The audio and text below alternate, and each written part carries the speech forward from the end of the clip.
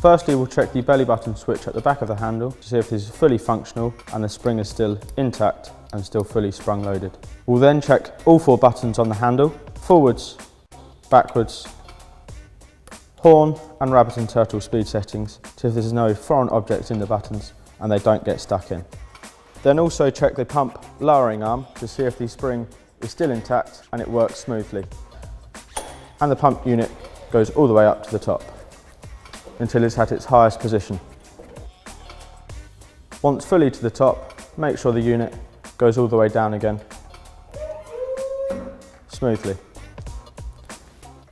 Make sure the main drive wheel does a 180-degree turn without any obstruction. We'll go down the handle towards the pump unit, make sure there's no leaking oil around the pump unit and make sure the seal is not broken. From the handle, you'll see electrical wires going from the handle to the control box. Make sure there's no split cables or exposed wires causing damage when in use. Check the main body of the unit, check the wales to see if there's no cracks and no visible damage across all the forks. Elevate the truck to get a full view of the front rollers. Make sure there's no residue in the bearings or no stone stuck in the rollers so that when in use the rollers wouldn't turn, causing obstruction to the front rollers. Make sure the on and off switch goes up and down correctly, and also the 3-pin charging plug, make sure this can be pulled out easily and stowed away. If applicable, make sure the brake release screws are partially unscrewed. When picking up a pallet, make sure the pallet is in good condition and is safely wrapped. When approaching a pallet, do so at a safe speed. We recommend turtle speed setting.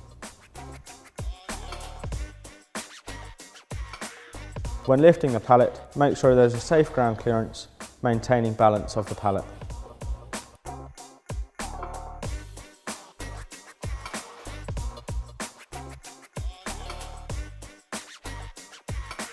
Lower pallet onto an even surface and remove pallet truck safely.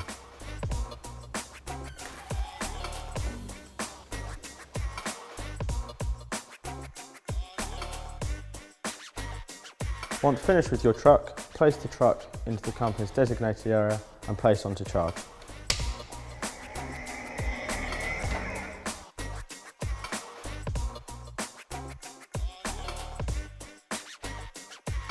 Check the charging indicator. Red means being charged, yellow means there's a fault, please report, and green means it's fully charged and ready to use. Before taking off charge, make sure the green light is on to show fully charged.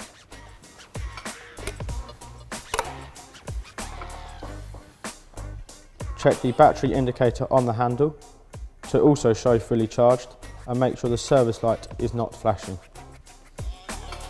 Pull the start key up and press start on the back of the handle.